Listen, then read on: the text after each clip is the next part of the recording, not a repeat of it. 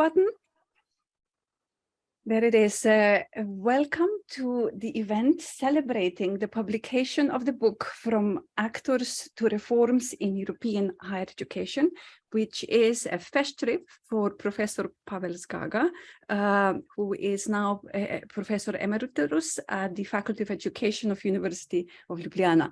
My name is Manja Klemencic. I will be moderating this celebratory session, and I have invited Professor Pavel Zgaga to prepare a response to the book, which was intended to cover a wide range of topics and engage with the intellectual legacy of Professor Zgaga.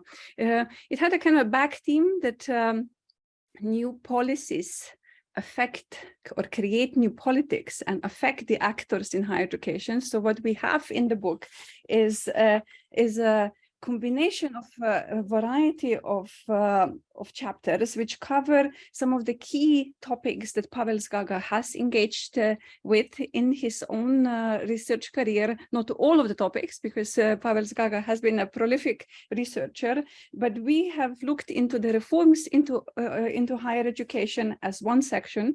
We have looked into the global challenges to higher education reforms, to social dimension in higher education and democracy, and in part 4 into teachers and teacher education and academics and academic profession. So this is the book which has been published with the Higher Education Dynamics book series with Springer Nature, published in September this year. And for this occasion, I would first like to invite Pavel to give a response to this book, and we have agreed about half an hour, and then open up for questions and answers and reactions to Pavel's response, but also hope that we can collectively have a little bit of a forward look into where this line of research, research on actors and actorhood and reforms in European higher education lead us in the future, maybe even brainstorm together and kind of discuss for our younger researchers about where the potential is and where new research topics are coming to. So this is the plan for today. We'll be together about an hour and a half. I do understand from several of you that have to leave after 1 hour. First of all, I would like to thank all of the contributors to this volume, many of whom are with us today. I will be especially welcoming the reactions from you, because Pavel will be in many ways addressing you, but I will also open up the Q&A to broader audience. So without any further ado, I would like to pass on the word to our honor speaker of today for the response on the book dedicated to Professor Pavel Zgaga. Thank you, Manja. Indeed. Dear colleagues, dear friends, it came like a surprise. Actually, it is a surprise. And what should I say? What should I say, at least at the beginning? I think, first of all, I must thank all 33 contributors, I think, and especially you, Manja, as editor, for preparing this wonderful gift for me. And special thanks to Slavko for the very kind presentation of my curriculum vitae. I'm really very happy about this book, not only because it celebrates my academic path, but especially because it contains a number of extremely interesting research contributions that deal with central issues of reflection in the modern academic space. I'm pleased that a long list of names from different world regions have signed these contributions, whom I have met over the years at conferences, in various projects, or just casually. We all know that the last 2 years have greatly reduced our personal contacts, isn't it? I am all the more pleased that our connection is maintained in spite of everything. and that it can even be maintained through a monograph like the one we are talking about today. And last but not least, I am also pleased with all of you who participate in today's event. And I look forward to the reflections you will contribute to the discussion later today. Let me now shift to more serious things. Let me now first shift to my conservative trait, if I may say so. Even in the virtual age, I remain a devotee of Gutenberg. And so I don't read PDF books, if possible. Sometimes I read. I waited to get my hands on the printed version of the Festschrift. Unfortunately, this only happened about 10 days ago, I think. And so I have only managed to read about half of the book in detail so far. So if anyone expects me to comment here on the whole, or even each chapter separately, I must apologize. That is not possible.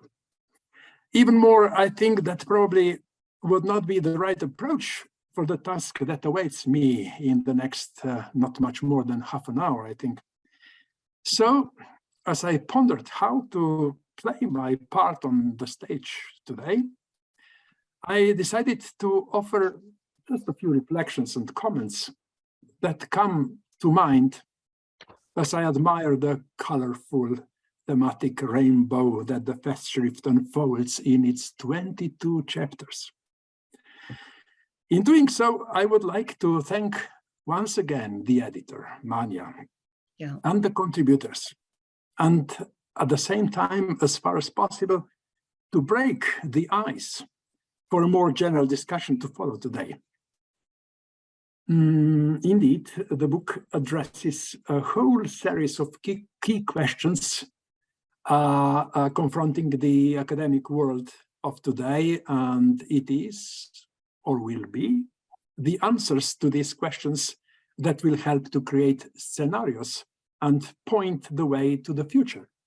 However uncertain the future may be when we look at it from today's perspective. Indeed, the future is always uncertain, and that is probably one of the reasons why we are so concerned with the question of where we are going. We know that this question is closely related to the question of where we came from and where we are today. These questions apply to the, last but not least, to the entire spectrum of research activities, and thus also to the study of the academic cosmos, or to use Pierre Bourdieu's term, to the study of Homo academicus.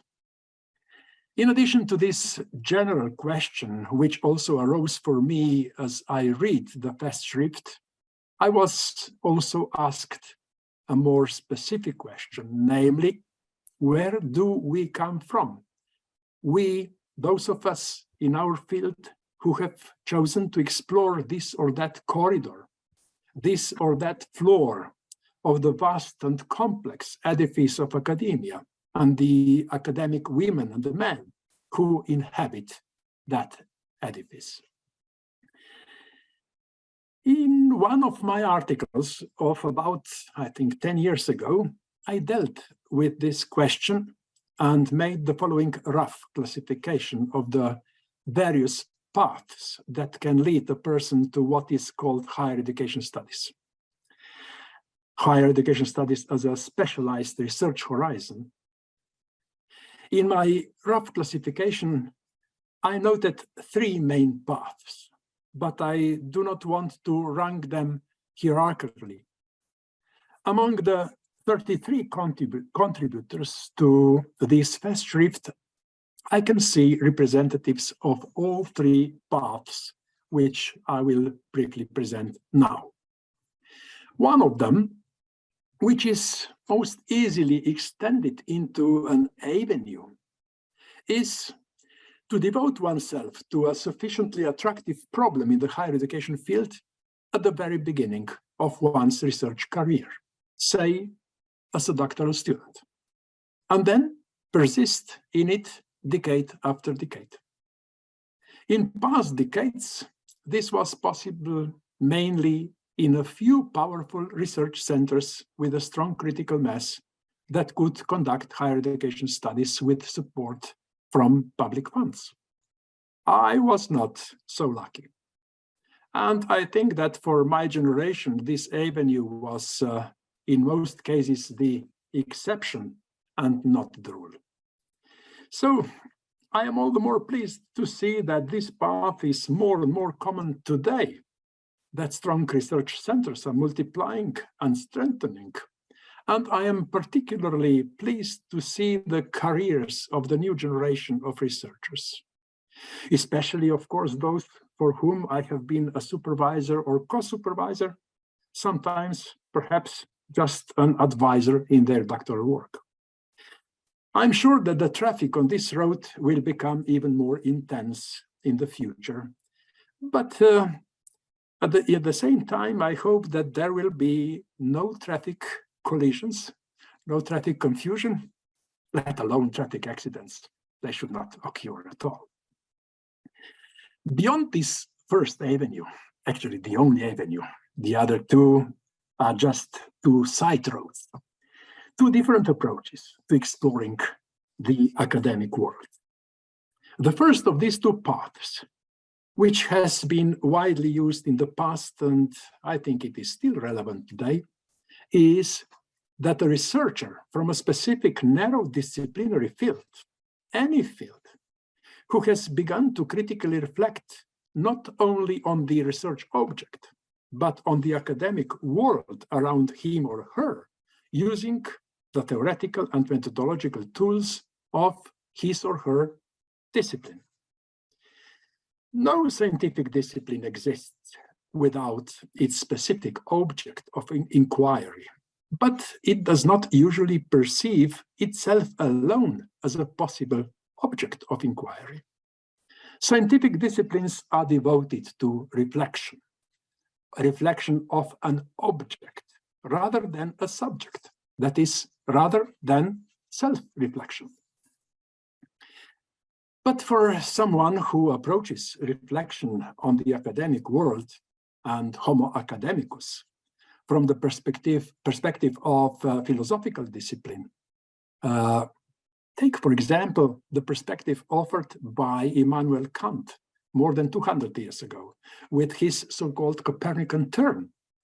Let me note at the same time that there is a very close connection between the thought of Kant and, on the other hand, Wilhelm von Humboldt, to whom we attribute the birth of the modern concept of the university.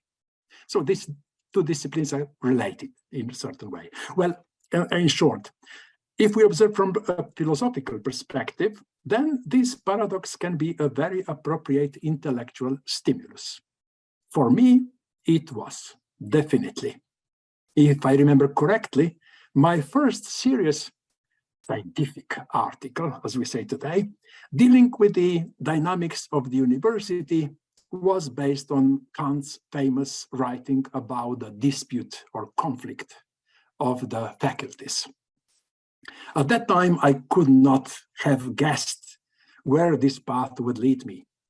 But later, I met many colleagues from different disciplines who had taken the same path.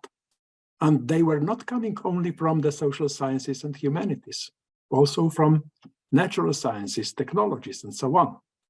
That's why higher education studies are decidedly interdisciplinary.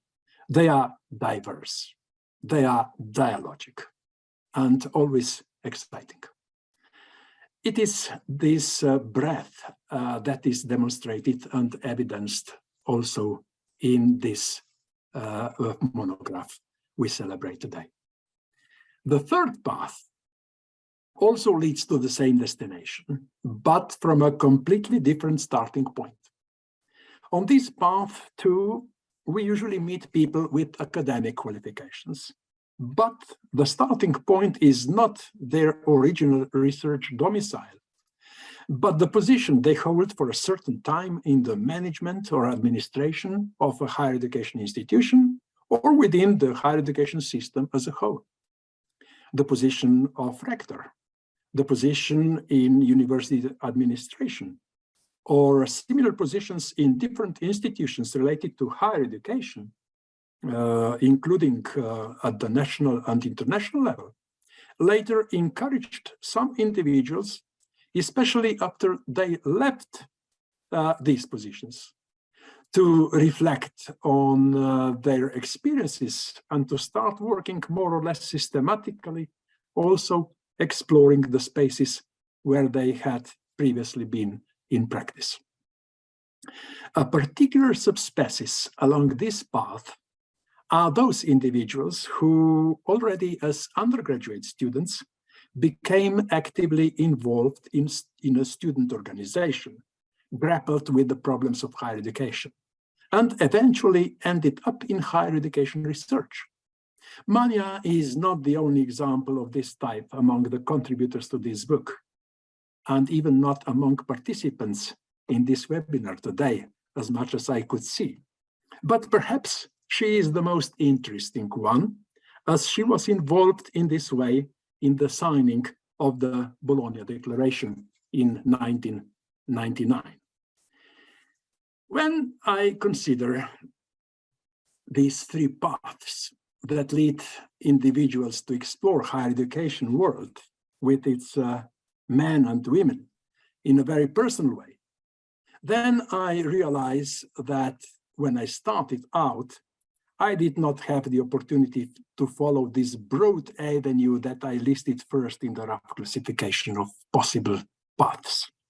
But I was fortunate, and I'm happy for this, to be able to combine both the second and third paths.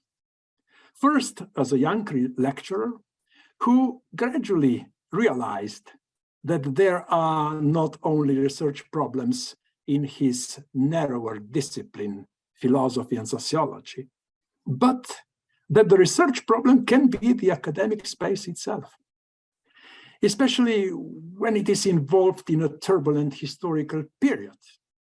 And this is certainly true of the 80s and the 90s of the 20th century in my home country. I had the wonderful opportunity to add to the basic knowledge of the dynamics of higher education that I had acquired during my first decade at the university. Later, from the perspective of the dynamics of higher education system management and related administrative and policy decision-making.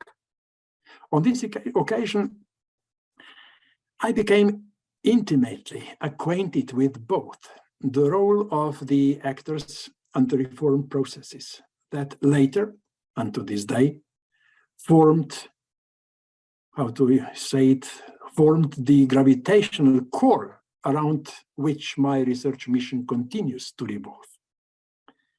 This happened in increasingly close contact with many colleagues, really big number of them, mainly from Europe, but also from other world regions, which was, and these contacts, they were particularly stimulating for my research work.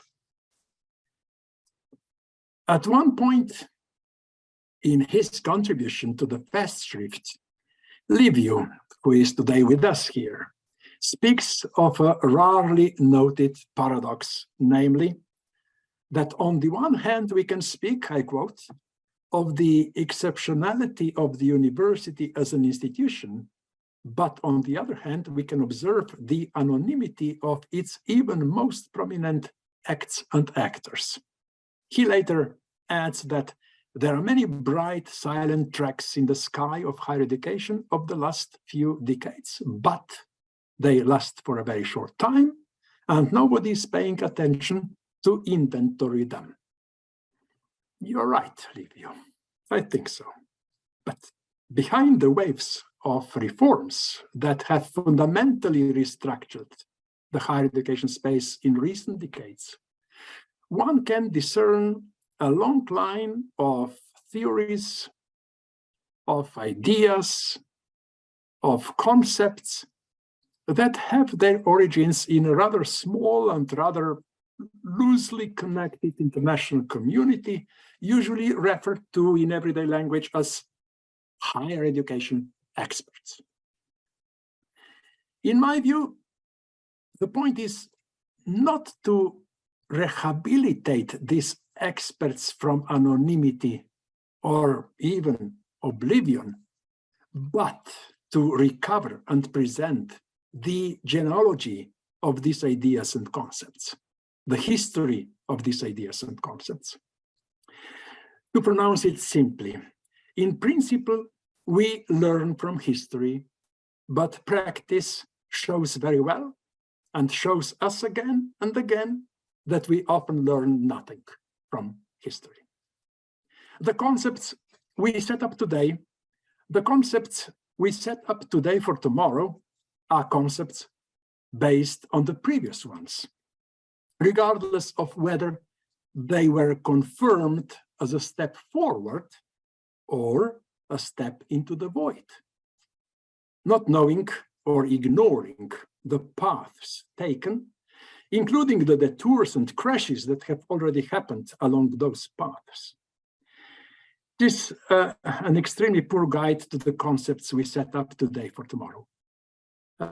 In this sense, the attempt to look forward is always linked to the obligation to also look back and critically reflect on the past. And this is, of course, why we should not ignore prominent acts and actors of the past.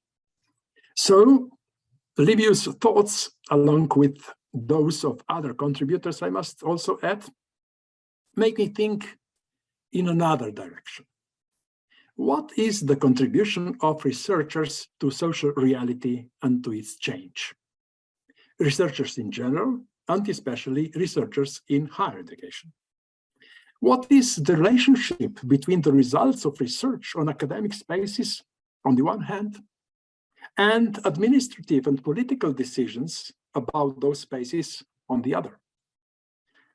A detailed analysis of the selected cases would probably show that there are cases where this relationship is productive for both sides, but also cases where this is far from being the case.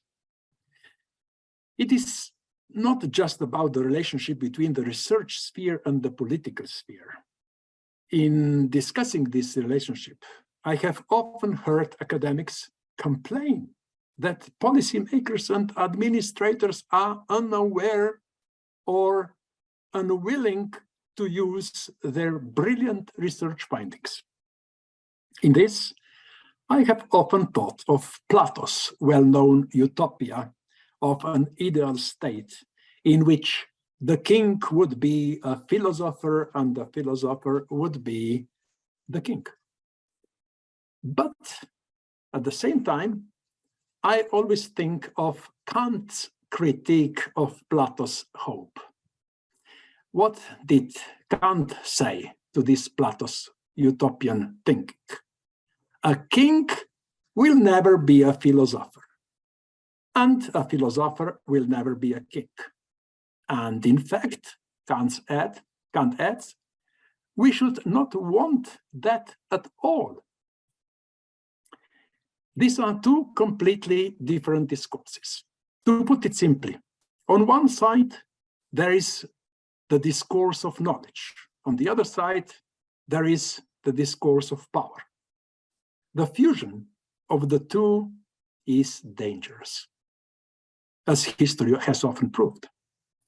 The search for relative compatibility between them seems to offer only possible synergy.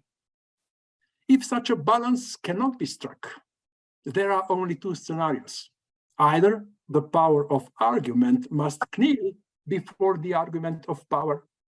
That is, it must become an instrument, or the power of argument must establish its existence for action in addition to its purely theoretical existence. These options and alternatives are by no means only a peculiarity of earlier times. They are already a challenge today and will probably be an even greater challenge tomorrow. When we talk about reforms in European higher education, we cannot ignore the Bologna process, of course. Many contributors also to this monograph confirm this in their contributions. And let me briefly echo now Robert, who points to a turning point in the development of the Bologna process when the focus shifted, as he says, I quote, from policy making to policy implementation. Elsewhere, Robert notes that the Bologna Declaration did not include anything new, but that it was agreed to implement at the national level the intentions, I would say ideas and concepts, that had been developed before.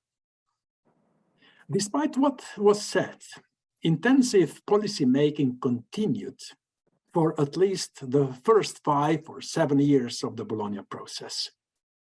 All the key concepts that had been in the air before 1999 began to take concrete shape up to 2005, 2007. For example, ECT-based qualification frameworks, quality assurance standards, last but not least, the external dimension strategy, and so forth. However, when in the second half of the first decade of the 21st century, there was a call, move from the policy-making phase to the implementation phase to finally and definitely, embarrassments occurred, which Robert, in my opinion, also rightly attributes to the vague governance model, and which led to the feeling of a derailed train, or at least a train that has rescheduled its late arrival time, as Robert metaphorically says, for the troubles of the Bologna process over the last 10, 15 years. These are all questions that are still open at the moment. Let me make just a few reflections on this. First, do not in any way believe that I am advocating some kind of return to the original Bologna philosophy and imploring that it must now finally be implemented without restrictions in the way as it was written in far 1999. No. Recourse to a pure, perfect, mythological origins has never been close to my heart. Instead, let me repeat what I have already said. We must look back to look forward. The most productive moments of the European higher education reforms of the end of the last century were, that's my opinion, they were precisely when they tried to rethink the past, the previous ways, and the historical moment of the then present, both as a starting point to chart a way forward. This is a task that awaits us today as well. Not to implement old recipes, but to analyze the present and to think what is the best way forward. Turning again to Robert's metaphor of the delayed or even derailed train of European higher education reforms, Robert critically notes that the governing body of the Bologna process, the BFUG, still sees itself in the pilot position instead of sharing that position with practitioners. Indeed, to get European higher education into a higher gear, I use here a term from an older European Commission document, somebody of you may recognize. If you would like to get to a higher gear, formal changes to existing national legislation, no matter how well the system is managed and no matter how well it is thought out, they are necessary. Legislation changes are necessary, but far from being sufficient. At the same time, it cannot be overlooked that in many cases, there has been a lack of both quality and thoughtfulness in decision-making, at the national level in particular. In the constant emphasis of partnerships in higher education reforms, I observe there is too much belief that a new legal norm or an administrative directive implementing agreed principles will solve all problems. The problem with higher education reforms is that the characteristics and dynamics of a particular academic culture, be institutional, national, or regional, must also be considered in legislating and in the implementation of legal norms. European higher education reforms have been encountering diverse academic cultures and diverse academic traditions for 3 decades, or significantly longer, as Anne Corbett's studies indirectly show very, very well. For 3 decades that are much more resilient than advocates of legislative change usually imagine.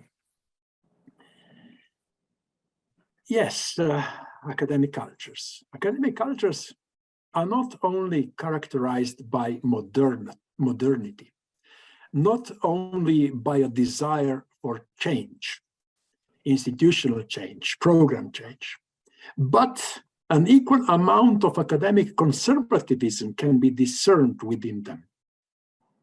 If we do not pay attention to this dynamic, we will face problems in implementing the principles of the common European higher education area. These are the problems that may contribute to derailed or at least delayed trains. Contributing to this is the fact that any document, be it a research report or a normative act, is subject to interpretation, as it is to be faced with reality and implemented.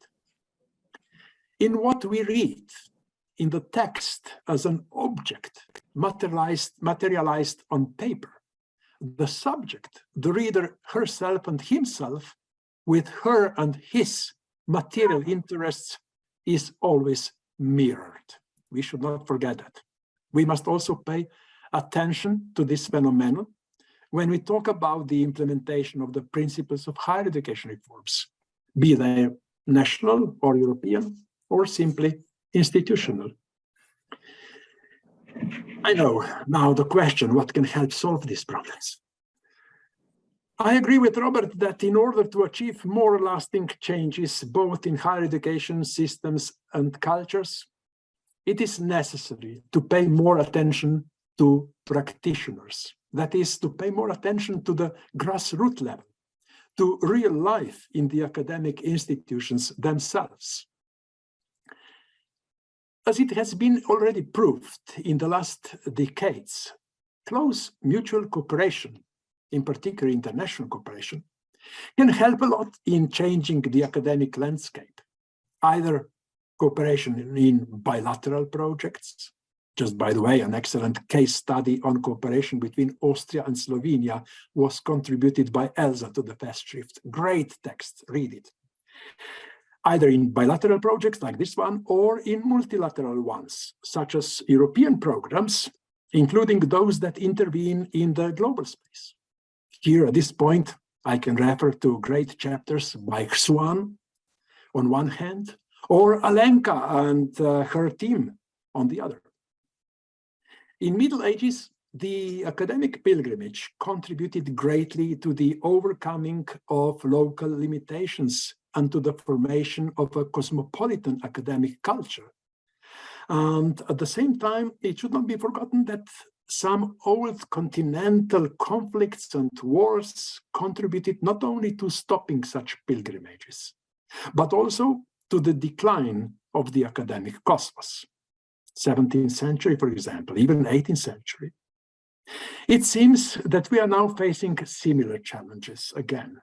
It seems that the European higher education era, unfortunately, no longer reaches as far as to Vladivostok, or if you wish, from Reykjavik to Vladivostok. In short, the dynamics of higher education are closely linked to the general zeitgeist.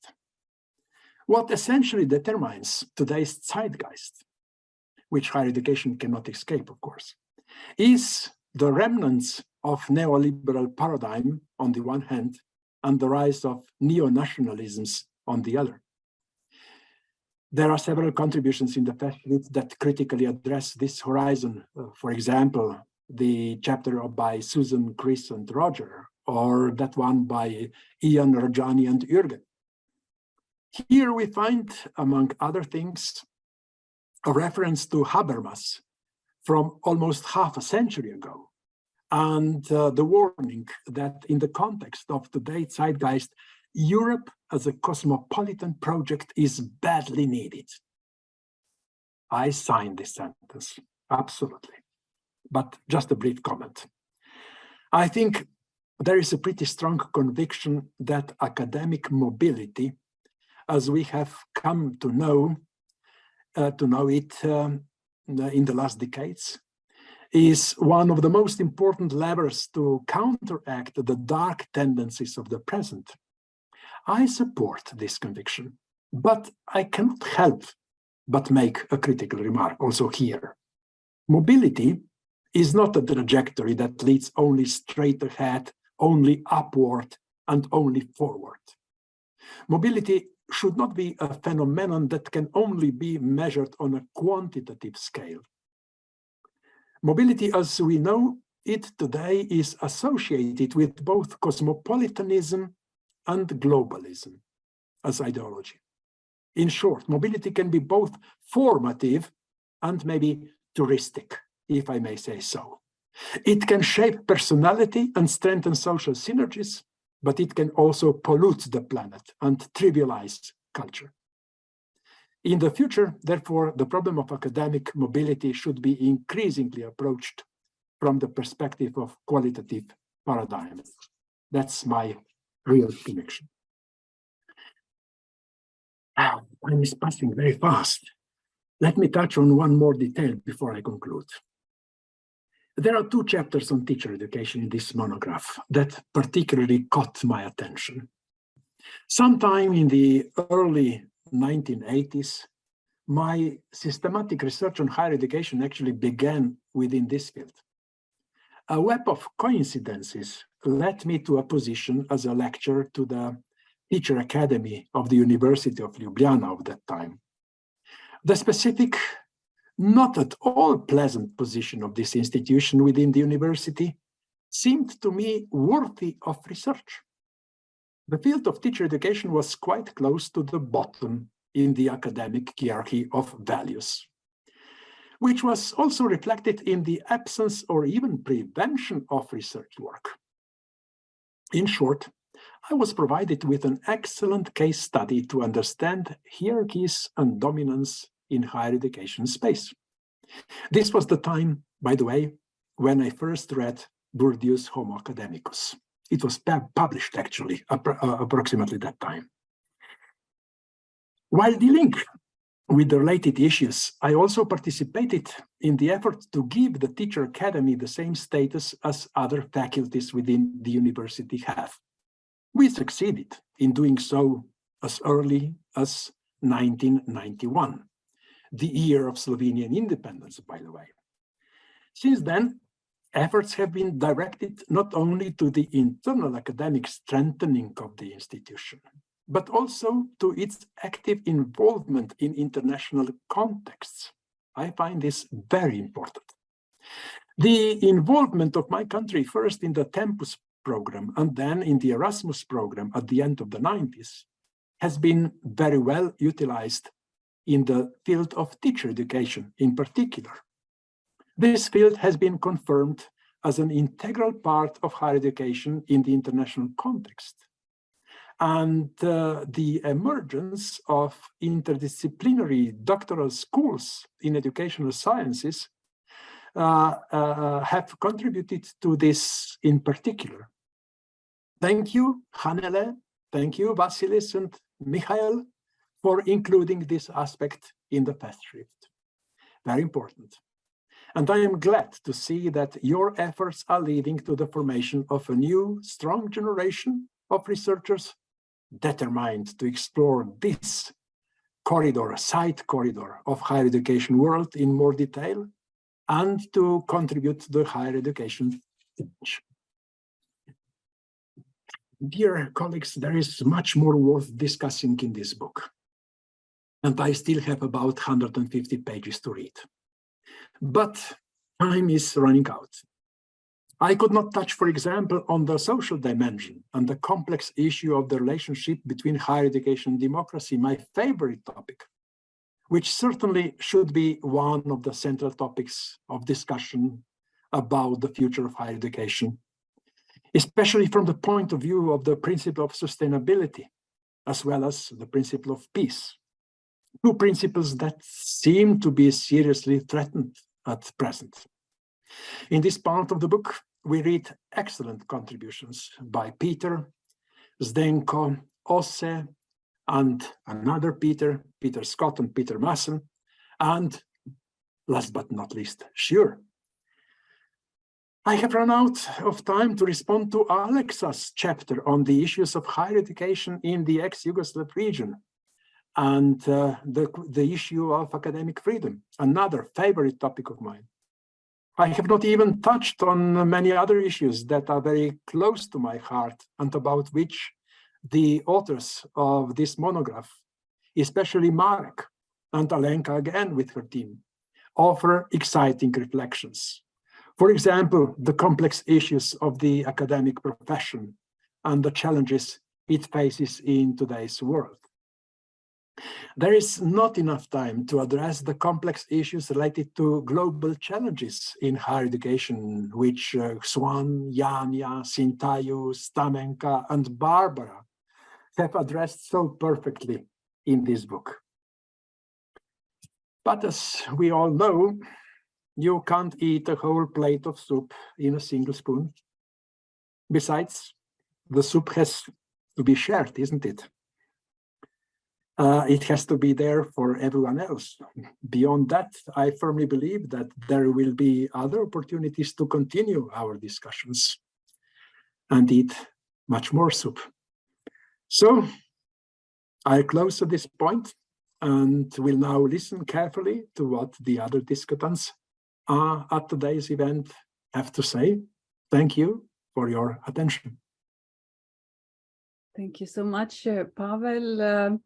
The response we have just heard from Pavel is in many ways the quintessential Pavel Zgaga. It has an admirable balance between the breadth and the depth of contribution. What Pavel did is he took us from the three pathways. He classified our own career trajectories in some ways, and we have been kind of fitting them ourselves into the first one and the second one and the third one, and then called for the genealogy of concepts and ideas on higher education, for the basically intellectual history of higher education to inform and be used in the praxis, right? And he was speaking a lot about the king is not a philosopher, and the philosopher is not the king and should not be. There is a role for higher education research to speak truth to power as well, and those are divided. And in the end, he took us to the future, reminded us that the zeitgeist is always the one that does shape our research as well, and pointed to the various aspects of trends that we are now in, the neoliberalisms, the neo-nationalisms, the crumbling or illiberal democracies that we are facing. So really a lot covered in a very short time. I would at this point like to open up for a discussion. And I know that Pavel is craving for discussion, for reactions to the response, for your views on the future directions of the contributions, especially our contributors to the Festschrift. Where do you see your topics going forward?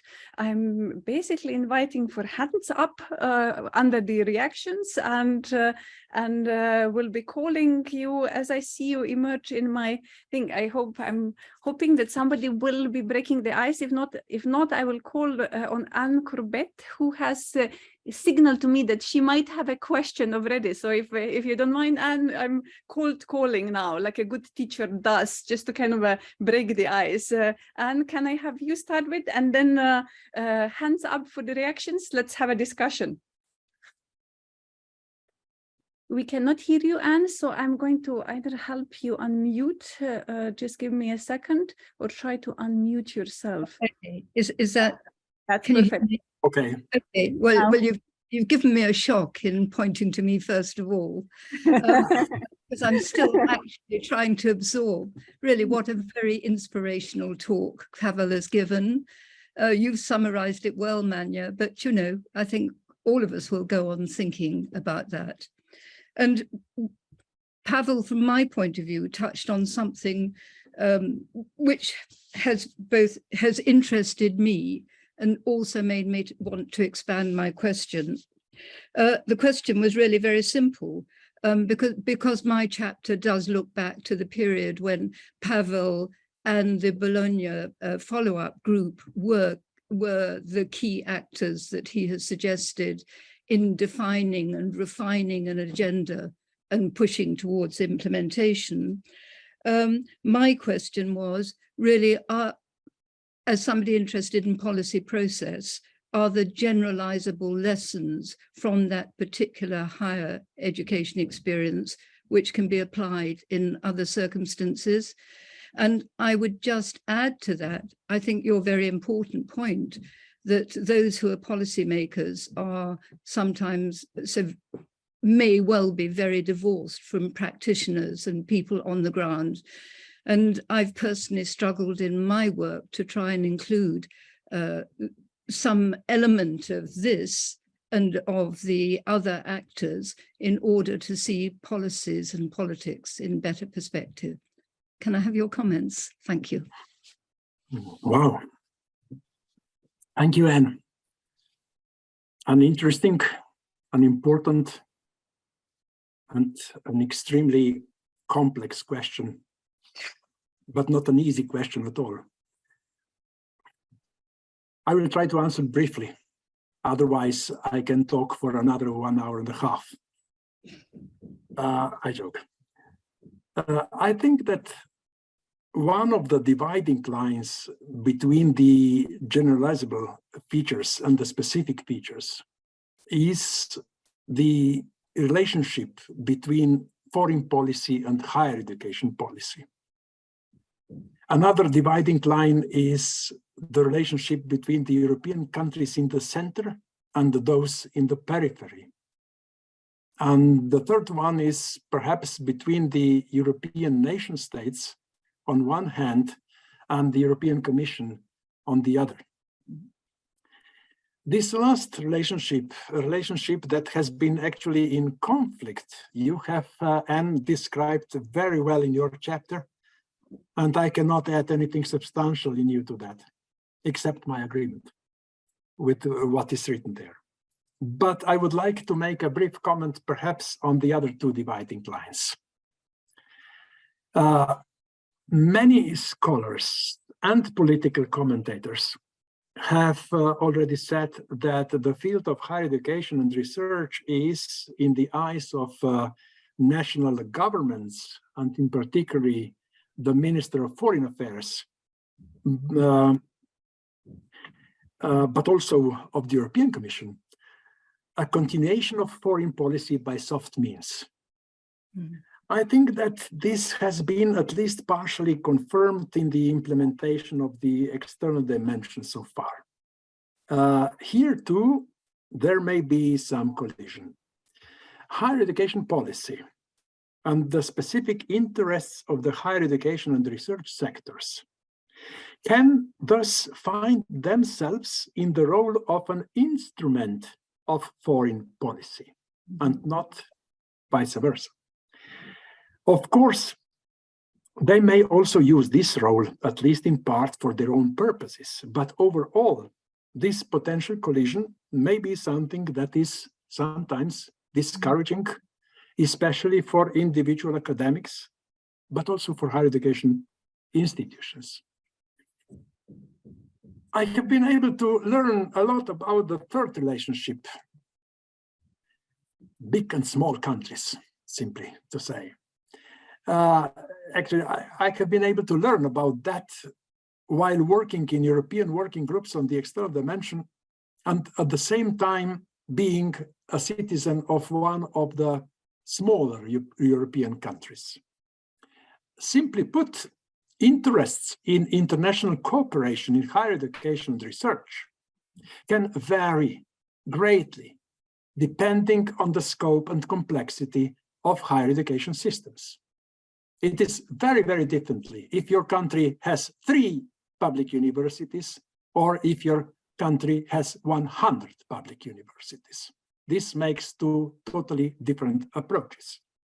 On a general level, there are certainly some aspects that are important for all countries, such as, for example, representing the national systems in the global environment or promoting the attractiveness, two-way mobility, multilateral cooperation, and the like.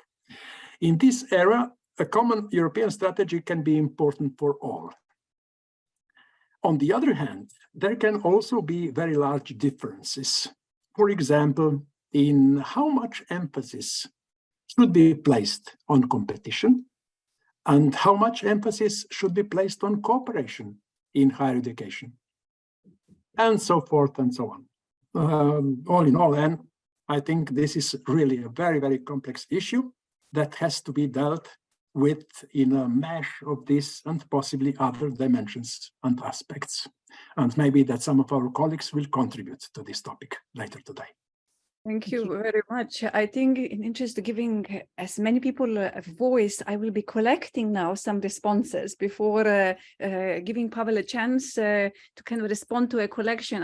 I'm starting with Barbara and then Sjur, and inviting others for intervention, basically hearing comments, especially in this case from the contributors to the value to this volume, reactions, future ideas. Let's start with Barbara, please. Thank you very much, Manja. Hello, Pavel. It's great to see you again, even though it's only on screen. I think that I would like to pick up on a couple of issues that you have mentioned, and I think might be worthwhile topics for higher education research going forward. Certainly, we can say that the European level has become a policy arena of its own and in its own right. So here we have the supranational level. And at the same time, I think it's worthwhile to kind of develop further research on the relationship between the European Commission and the nation states. What the direction into which higher education research can go, or one of the directions is to work to do comparative research and use a comparative mode for research and further develop the theory and methodology of comparative research. You are probably all familiar with the Glonaka heuristic from Simon Marginson and Gary Rhodes. And I think, well, they are currently in the process of developing this heuristic into a tool, into a concept that has an empirical basis. And I think for a comparative approach, this is a very productive tool and approach. Thank you very much. Barbara, thank you so much for this important reminder of possible future directions. Just looking at the European strategy for university and bold ideas in that, legal status of alliances, European masters, and the pushback from the member states to the European Commission regarding those initiatives just reinforces the point that you have made about the importance to study the relationship between the European Commission and the member states as well. So just was just one example. Thank you so much for that. Let's go to Shur now, and I'm inviting others, and then I'll call back on Pavel as well for the reaction to what he has just heard. Thank you very much, Manya, and thank you very much, Pavel, and congratulations. I can think of nobody who would be more deserving of a Festschrift or all possible honors. And thank you so much to Manya and also to Slavko for this initiative. Now, my starting point will be two juxtapositions. Now, Pavel, you are an academic at heart, I think, and you have a very distinguished academic career, but you also have a past as a high-level policymaker and decision maker, namely as first deputy minister and then Minister of Education, and obviously as one of the movers behind the Bologna Declaration. The other juxtaposition, I think, is an interest in systems and systems reform, and that follows with the Bologna process. But as you also said in your remark, a strong commitment to an interest in the role of education in furthering democracy. Now, we're at the time now when, let's put it differently, when the Bologna process started out, we took our fundamental values for granted, academic freedom, institutional autonomy, etc. We no longer can.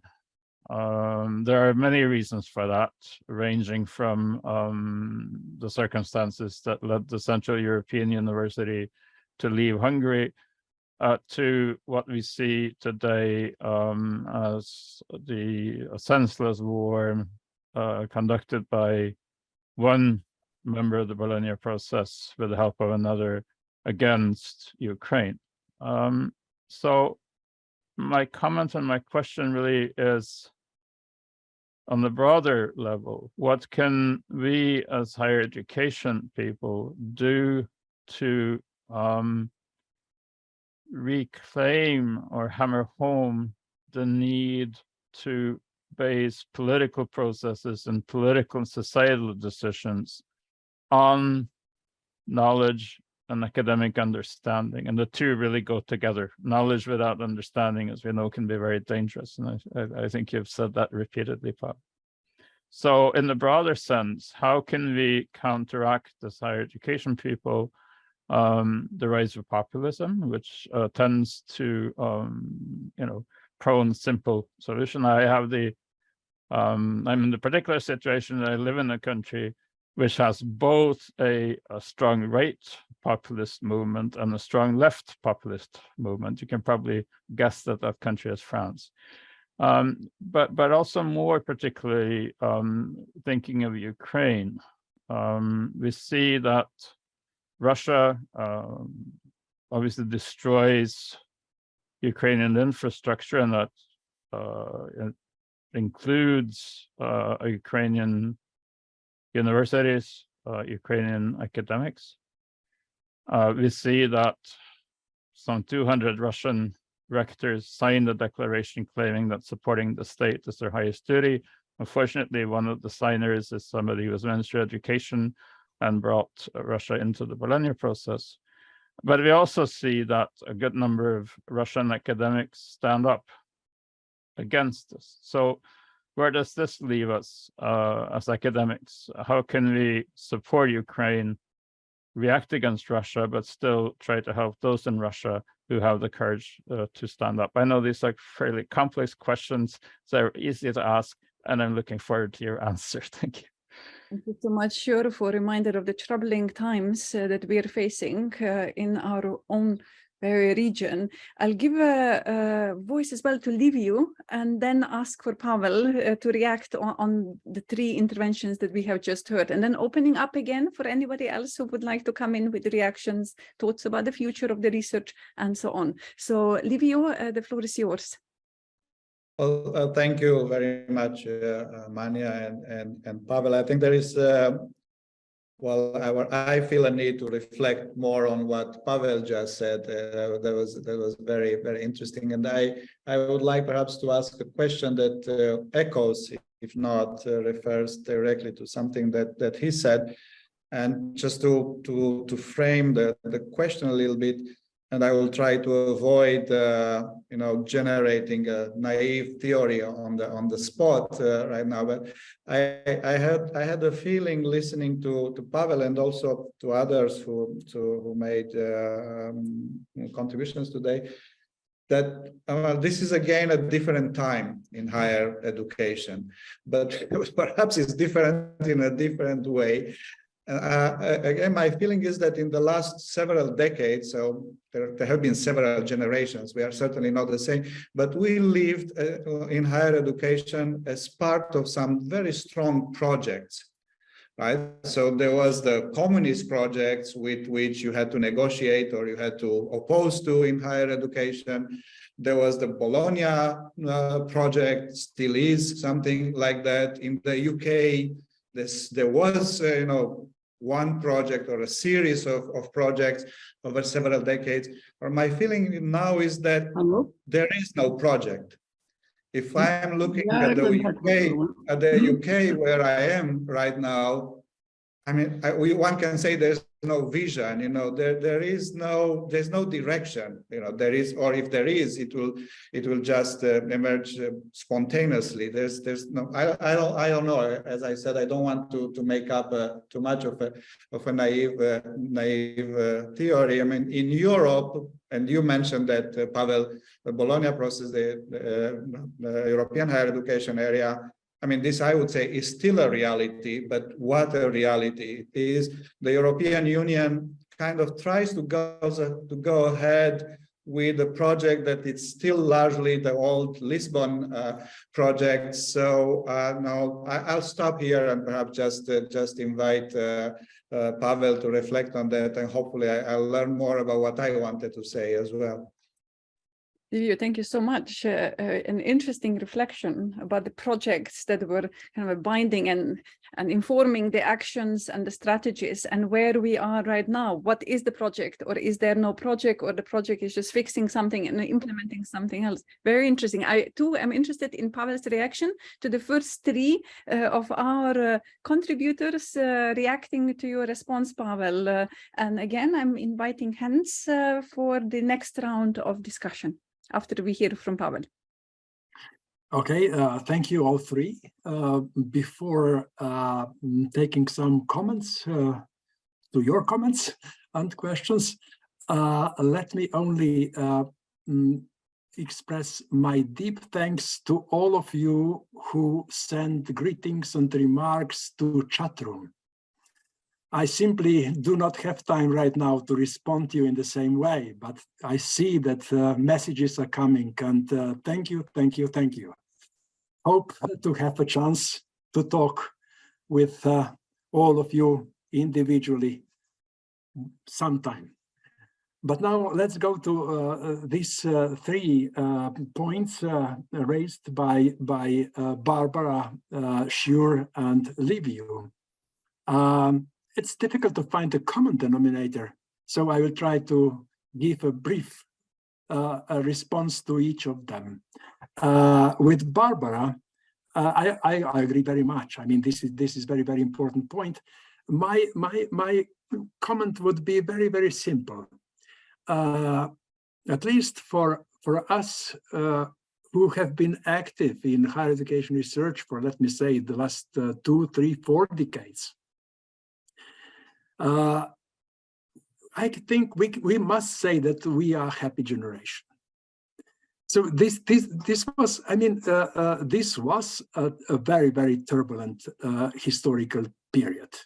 But only really turbulent historical periods bring opportunities. Now I speak from the research point of view, bring opportunities to researchers to make good contributions. In boring times, you can't write good articles. In turbulent times, in problematic times, even in times of suffering, you can really make good stuff. And this is what the 80s, the 90s, the first and the second decade of this century offered us in abundance. So therefore, it's normal to expect strong methodologies, theories, expanding knowledge, and so on and so forth. In that way, and here I will shift to Liviu's comment first. In that way, I'm sorry for you young researchers. You don't live in such a pleasant times of wars and conflicts and revolutions as we did. You live in depressive times with no big stories anymore around you. Yeah, so what Livio told us, of course, yes, I think that I mean, most of us could express that in a similar way. Livio made a point which, of course, refers to what is called for 2-3 decades postmodernism. That's it. So we lost big stories simply disappeared from building history. And now, of course, the question is that good or bad? At the beginning of this discussion on postmodernism, I think that most of us, we believe that this is a step forward.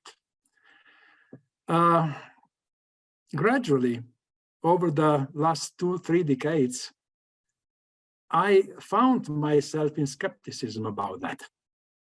And as I mentioned the reference to Habermas earlier, more and more I believe that we need to invent again a cosmopolitan perspective. This is also related to what Schur said, the issue of the role of higher education in the development of democratic culture. That's another serious problem. Last but not least, it is a problem also within academia, not only from outside. Over the 50 years of my existence within academia, 50 years back, I was student of the second year undergraduate. And this was turbulent post-1968 period. Being involved in political activities outside the leading party, of course, this was something terrible.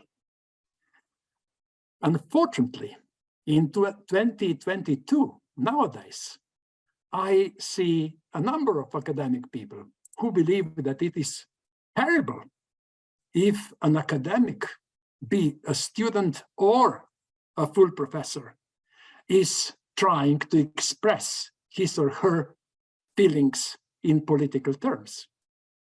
I think that's one part of the problem. That we believe that there are still believers in science as a pure, objective, out of any subjective view phenomenon. But this is precisely the problem and not the solution. The serious problem we have today, it is not, I mean, if we discuss this, the potential of a university for contributing to democratic culture, for contributing to a honest political discussion in the country. The problem is no more the conflict between right and left. The conflict today is the conflict with primitivism. And here, academic space should give its important contribution. The problem today is that students are quite often in a position to believe what they read at Instagram and Facebook, and they do not pay attention to what is university lecture. How to respond to that? Is that a defeat of university in relation to social media, fake news media, and so on? Simply, I do not see any serious reaction from academic side to these problems and to these questions. Internet brought, of course, a big new space, built a big new space and bring challenges. The book. We know about books and newspapers, yellow media and white media, if you wish. The history, if we try to learn from history, then we know what happened in 16th, 17th, 18th century, and we are proud of scholars who knew how to use this new means, not only to support knowledge in proper sense, but also to support democratic mission of humanity. We are now confronted with internet and everything what it brings with us. But at least at universities, at least in academic world, I think there is much more focus on technical dimension, on the instrument, not the ends, values, and those important things. So here we need a shift. We need to build a cosmopolitan approach again. And last but not least, again, back to postmodernism. I think we need to step back to modernism, but in a very, very special way, not just a step back, but to critically reflect the big story of modernism, which ends in the empty space of today. We need to put that critical self-reflection on the modernity story and try to build something new. Here again, I think we can make some good references to Habermas and maybe his intellectual fathers, but I will stop at this point. Thank you, Pavel, for this reaction. We have more reactions from the neighborhood, from our home countries, Pavel. Let's start with Pavel, with Slavko Gaber, our dear colleague and friend, and then with Bojana. I'm not sure if Alexa Bielish has a hand on as well. Yes, the hand's on. So then I'll go in the order of Slavko first, Bojana, and Alexa Bielish afterwards. Thank you, Manja, and best wishes, Pavel, to you, of course. I'll try to go back to one of your ideas you've presented during the reactions, stating that we have with you, among us, a clear example of productive meeting of philosopher and policymaker. In one person. And my question is this just by accident? Is it so while the challenges of bigger social changes produced this meeting in you? Or we can hope that there are the ways or combinations we can count on, while I'm not sure that this generation is left somehow in the void and there are no huge important challenges that were facing our generation, au contraire, I suppose. The times that are here now and they are coming with the full force are going to be to such a degree challenging ones that we will need this type of meetings. Are there chances for having this in more regular fashion, or is this just an accident or side effect of something different? Can you discuss this with us? Thank you, Slavko, for a very interesting and provocative question. Let's go to Bojana for her reaction, please. Thank you, Manja, very much. Thank you, Pavel. It's been really a privilege to be part of this whole group, event, endeavor, however we call it. And if you allow me just a short personal reflection at the beginning, because in celebrating your work, I think it's important to mention something that has not been part of the book as such, and that is your relationship with young researchers, early career researchers and scholars, because you have been definitely the one always opening doors and windows, inviting young scholars, acknowledging, new energy, new generations, new ideas. And I really appreciate that. And I think that you are definitely among those leaders within the higher education field that made us all fall in love with the field and stay within the field now for quite some time already, even for us. So that's a personal part. Now the second part, Liviu also was discussing about different kind of higher education projects.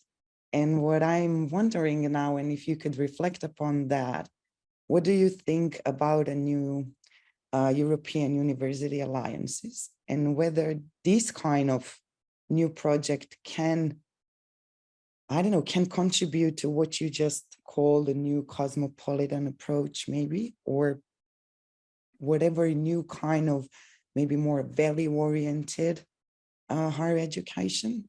Thank you. Bojana, I could see a lot of nods in the icons from Janja and other colleagues to your personal intervention, and I feel like I'm with you there as well. Janja has raised hand as well. She's coming in a moment too. And thank you for bringing up the European Universities Alliances, because it is the big initiative. I think at least the European Commission wants it to be the project, right, that Liviu was asking about. So it would be really interesting to hear the reactions. I have Alexa next, and then I'll have Janja still before we give it to Pavel. Alexa, are you with us?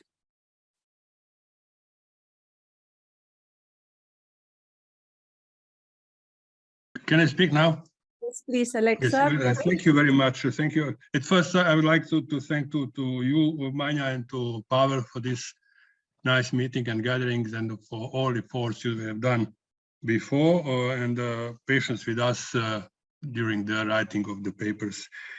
I was inspired, in fact, by the intervention of Liviu Matei, asking for the projects today. What is the project? What could be recognizable projects today which involve university community all around the world?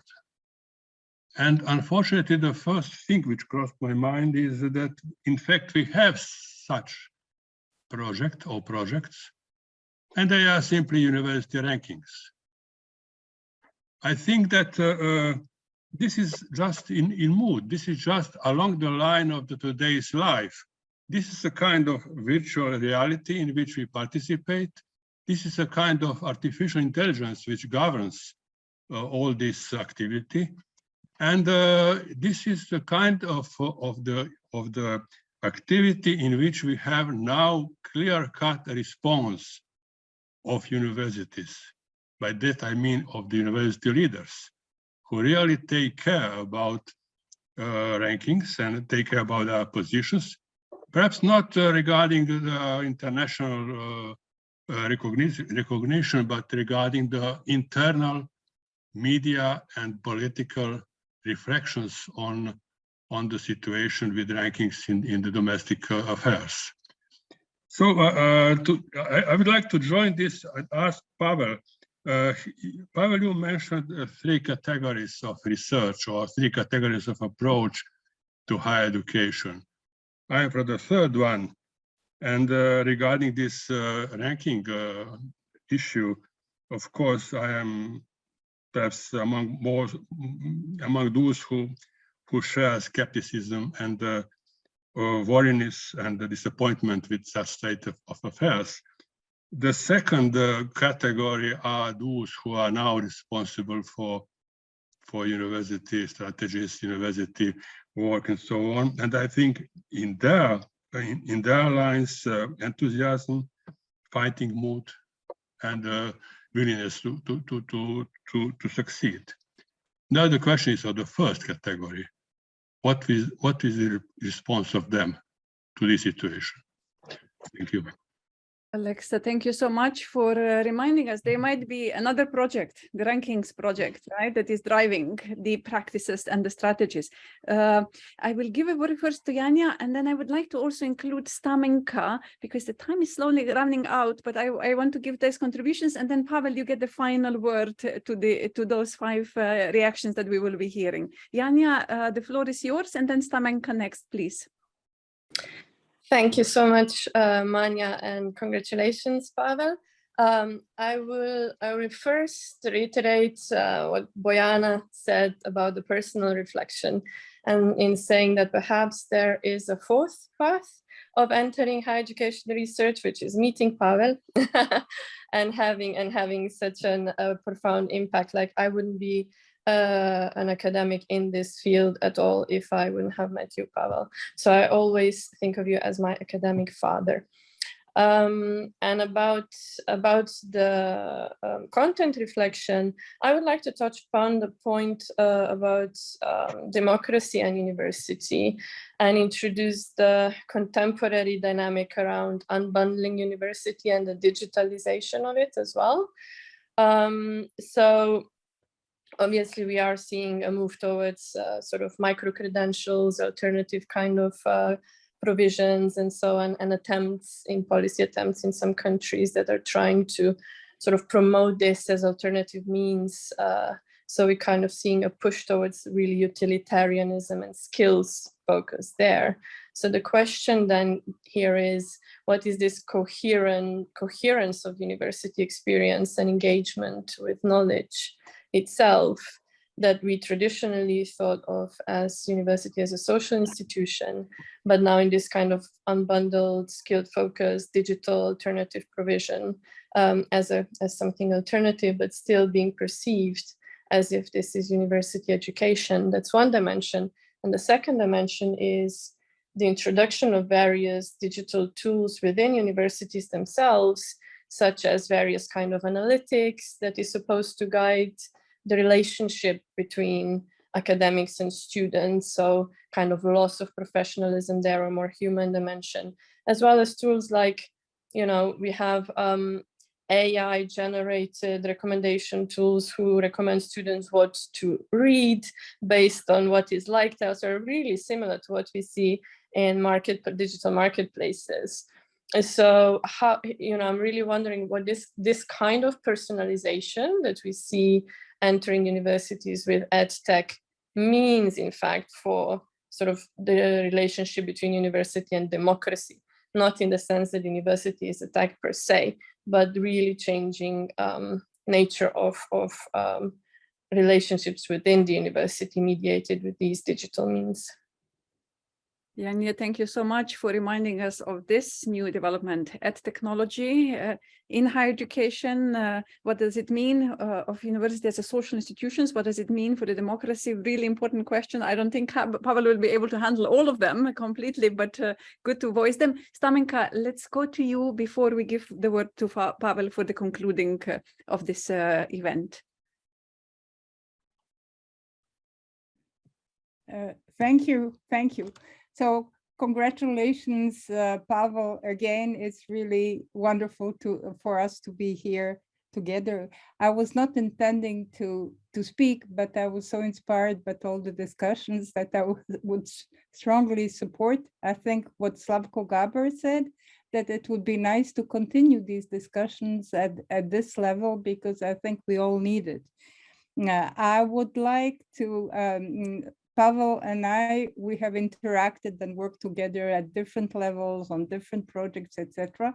But I always remember our ride from Madrid to Toledo when we were celebrating the 15th anniversary of the Lisbon Convention. And we were supposed to speak at the dinner. So it was a good occasion to compare, to say, what are you going to talk about? And so that we don't repeat each other. So last week with Sjoerbergen in the Council of Europe, we celebrated the 25th anniversary of the Lisbon Convention, and you were very much present in our thoughts. But during that train ride, I said the same things as I said in Strasbourg last week, is that, and that you repeated in a way, that we were so lucky to be part of the events in the late 90s, which were so full of hope and so full of enthusiasm. It was, and the Lisbon Convention was even before the Bologna Declaration, before the Sorbonne Declaration.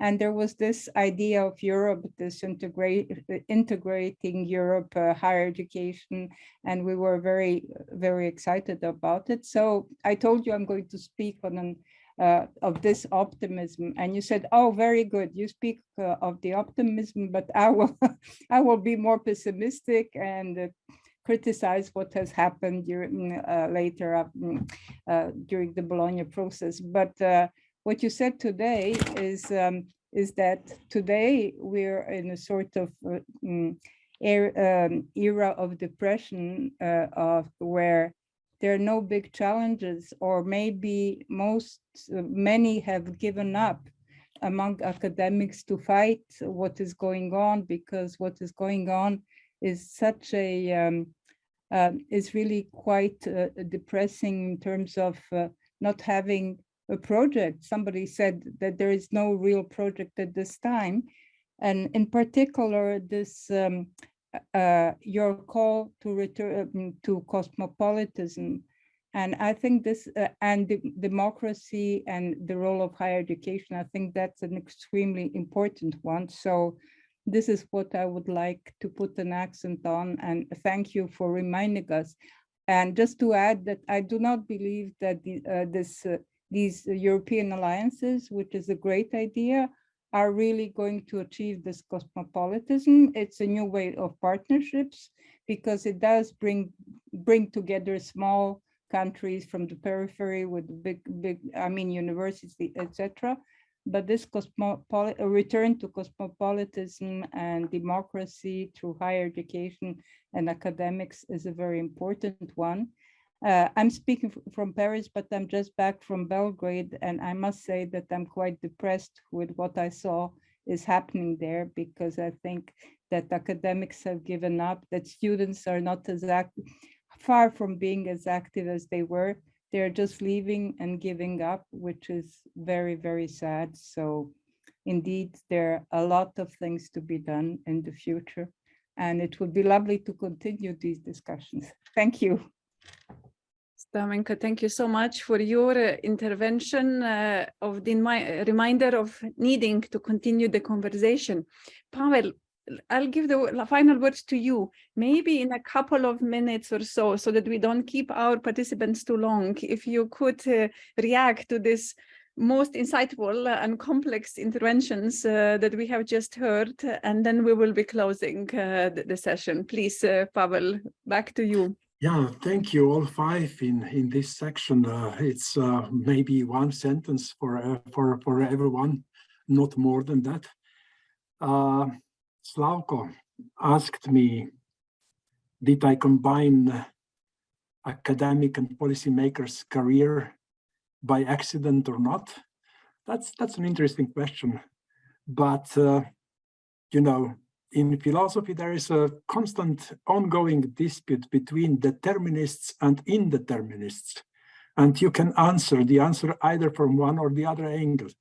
It seems, sometimes it seemed to me that I fell down by accident into this spot. But on the other side, of course, taking into account historical context of the period, it was more or less determinism which prevailed, in my opinion, today. And secondly, if I was perhaps too pessimistic or too black with new generation earlier, telling that there is no big story now for them, this was a little bit of my cynism. Of course, that there are huge challenges today and will be tomorrow, and that this new generation definitely has big opportunities to develop good science as well. But there is still a little bit of difference.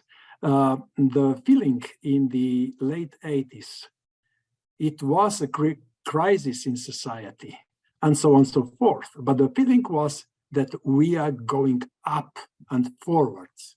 And the problem today, I think, is that there is a crisis, but the feeling is that we do not go up and forward. So academics should invent tools and contents which may encourage us and help us to go up and forward. This is the task of enlightenment, men and women. So back to enlightenment. Bojana, new university alliances. I think that Robert could answer this question much better than me. I would very simply say this is an opportunity. And opportunity is either to take it or to leave it. And in that sense, this is a good opportunity. I hope that out of this, how many, 40 plus alliances, there will be some effective and successful. My university is part of one of them. I cross my fingers. Alexa, yeah, university rankings. Here, very briefly, a good colleague of mine, and perhaps many of you know him, Gerd Bista, wrote a book entitled What is Good Education in the Age of Measurement? And I simply suggest, if you haven't had a chance to read, take it into your hands, read it. That's the problem. The problem is that we live in an age of measurement, but perhaps we need to shift again into an age of critical and qualitative reflection to solve these problems. Yeah. Democracy, university, digitalization, so on and so forth. Yeah, all these are big questions, important issues. Very briefly here, I think that a problem which we need to put in front and critically evaluate, this is fragmentation of today's university. We go within universities, we go so different in even confronted paths which do not allow, or let me say, a kind of big synthesis which intellectual world has always required. And finally, Stamenka, thank you to reminding us of LRC, Lisbon Recognition Convention. These are my really nice memories, even in friendly terms. Lisbon Recognition Convention should be more in the front. We all discuss Bologna Process, and so on. But you are right. You have right. LRC was earlier, 2 years before, and this is an issue. This is a context issue, which is still in the basement of higher education edifice. The question of qualifications. All education finishes in qualifications, and recognition of these qualifications among countries, among different institutions, remain an issue and can be even bigger due to conflicts, migrations, and so on in today's world.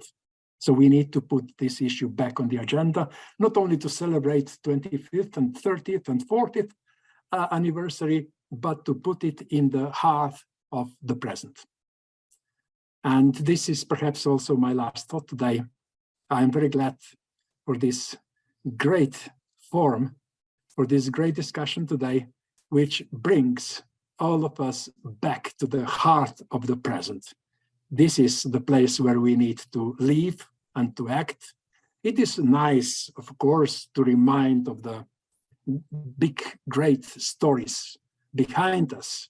But what is important, it is that we stay today here, confronted with challenges and problems of today, and we need to contribute for a better future. Thank you so much for this, Pavel. We could have continued this conversation. We are a little bit over time, so let me conclude first by thanking all of the participants of this event. Thank you for taking time. Thank you for joining us. Thank you for your interventions to Pavel's response to the book. Many thanks to Igor Repac for preparing the leaflet and promoting the event. I want to recognize his always skilled work and help in this regard. My thanks, of course, go to the contributors for making editing this volume such a smooth, but also immensely rewarding journey. You basically hardly gave me any work, editorial work. So thank you so much for your willingness to contribute to the Festschrift. And last but not least, thanks go to Pavel, our Pavel, for being such a valuable member of our higher education community, for giving us insight, for contributing, for caring, for the commitment to raising the higher education, research on higher education in Europe and above. Thank you for being a valuable colleague, for mentor, the academic father to so many of us, for bringing us into the field, in supporting us in the field, and thank you for your friendship. This was the celebratory event for the Festschrift for Pavel Zgaga. The book is here. I hope you will read it. I will be concluding the session today and look forward to continuing the conversations. I think we have heard it from many of you. There is a need, especially in these event times again, that we stay connected and find the ways to continue the conversation. So I look forward to this. Again, thank you all for being with us. I will be closing now the event. Thank you.